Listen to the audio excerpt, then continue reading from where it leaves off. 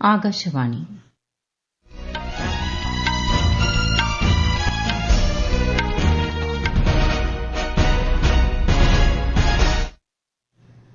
നമസ്കാരം. ആകാശവാണി തിരുവനന്തപുരം വാർത്താ വിഭാഗത്തിന്റെ പ്രത്യേക വാർത്താ ബുള്ളറ്റിൻ വായിക്കുന്നത് ശ്രീലത. ഓപ്പറേഷൻ സിന്ദൂറിന്റെ വിജയത്തിൽ സായുധ സേനയെ പ്രശംസിച്ച് പ്രധാനമന്ത്രി നരേന്ദ്രമോദി. പഹൽഗാം ഭീകരാക്രമണത്തിന് മറുപടിയായി പാക് ഭീകര കേന്ദ്രങ്ങൾക്ക് നേരെ ഇന്ത്യൻ സേന നടത്തിയ നിർണായക സൈനിക നടപടിയെക്കുറിച്ച് കേന്ദ്രമന്ത്രിസഭായോഗത്തിൽ വിശദീകരിക്കുകയായിരുന്നു അദ്ദേഹം.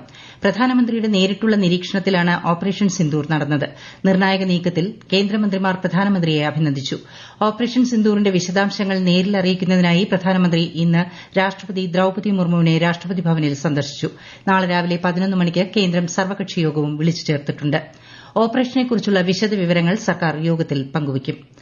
ഓപ്പറേഷൻ സിന്ദൂറിലൂടെ പാകിസ്ഥാനിലെയും പാക് അധിനിവേശ കാശ്മീരിലെയും 9 ഭീകര കേന്ദ്രങ്ങളിലാണ് ഇന്ത്യൻ സേന ഇന്നലെ അർദ്ധരാത്രി 1:05-നും 1:30-നും ഇടയിൽ പ്രത്യാക്രമണം നടത്തിയത്. പഹൽഗാം ഭീകരാക്രമണത്തിന് ശക്തമായ മറുപടി നൽകിക്കൊണ്ട് ഭീകരരുടെ താവളങ്ങളെ കൃത്യമായി ലക്ഷ്യം വെച്ചുകൊണ്ടായിരുന്നു ആക്രമണം. പാക് സൈനിക കേന്ദ്രങ്ങളെ ഓപ്പറേഷൻ സിന്ദൂറിൽ ലക്ഷ്യമിട്ടിരുന്നില്ല.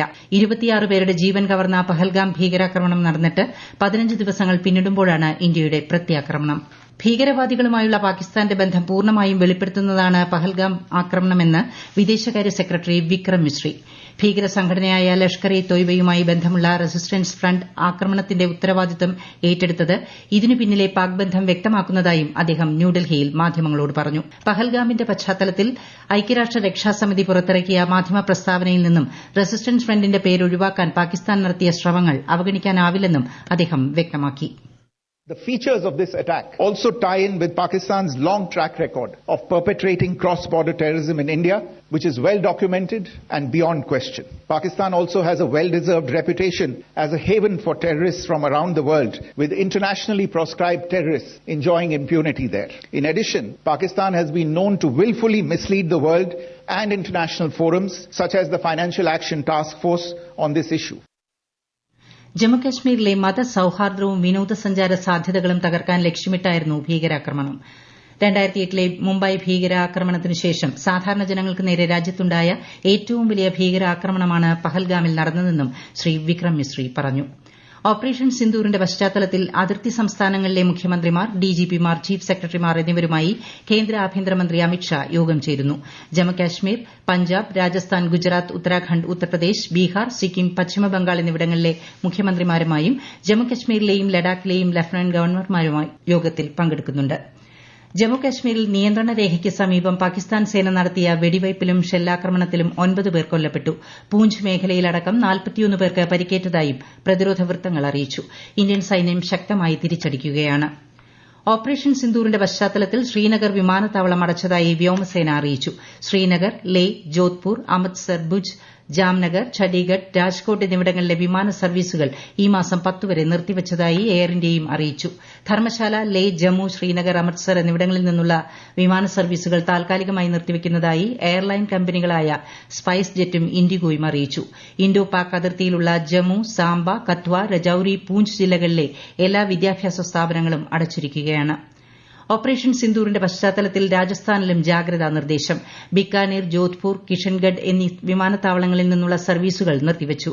ജയ്പൂരിൽ നിന്നുള്ള വിമാന സർവീസുകളും ഇന്ന് രാവിലെ നിർത്തിവച്ചിരുന്നു.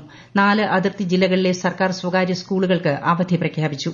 മുൻകൂട്ടി നിശ്ചയിച്ച പരീക്ഷകളും മാറ്റിവച്ചു. സർക്കാർ ഉദ്യോഗസ്ഥരുടെ അവധി റദ്ദാക്കുകയും തലസ്ഥാനം വിട്ടുപോകരുതെന്ന് നിർദ്ദേശിക്കുകയും ചെയ്തിട്ടുണ്ട്.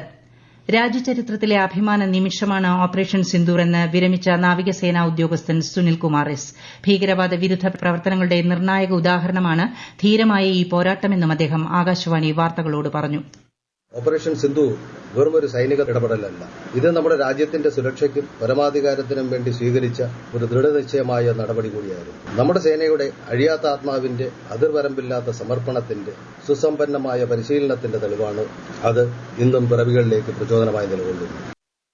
രാജ്യത്തെ സിവിൽ ഡിഫൻസ് തയ്യാറെടുപ്പുകൾ വിലയിരുത്തുന്നതിന് സംസ്ഥാനങ്ങളിൽ ഇന്ന് മോക്ക് ഡ്രിൽ നടക്കും. വ്യോമാക്രമണ മുന്നറിയിപ്പ് സംവിധാനം, വ്യോമസേനയുമായുള്ള റേഡിയോ കമ്മ്യൂണിക്കേഷൻ, കൺട്രോൾ റൂമുകളുടെ പ്രവർത്തനം എന്നിവ മോക്ക് ഡ്രില്ലിലൂടെ വിലയിരുത്തും. കേരളത്തിലെ എല്ലാ ജില്ലകളിലും ഇന്ന് വൈകുന്നേരം 4 മണിക്കാണ് മോക്ക് ഡ്രിൽ നടക്കുന്നത്. ആക്രമണ ഘട്ടങ്ങളിൽ സ്വീകരിക്കേണ്ട പ്രതിരോധ നടപടികളെക്കുറിച്ച് ജനങ്ങൾക്കും വിദ്യാർത്ഥികൾക്കും ഇതിലൂടെ ബോധവൽക്കരണം നൽകും.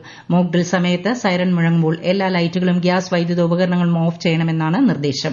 വീടിനുള്ളിലെ ഏറ്റവും സുരക്ഷിതമായ ഇടത്തേക്ക് ബ്ലാക്ക് ഔട്ട് സമയത്ത് മാറേണ്ടതാണ്. പ്രത്യേക വാർത്താ ബുള്ളറ്റിൻ കഴിഞ്ഞു. അടുത്ത വാർത്താ പ്രക്ഷേപണം വൈകിട്ട് 6:30.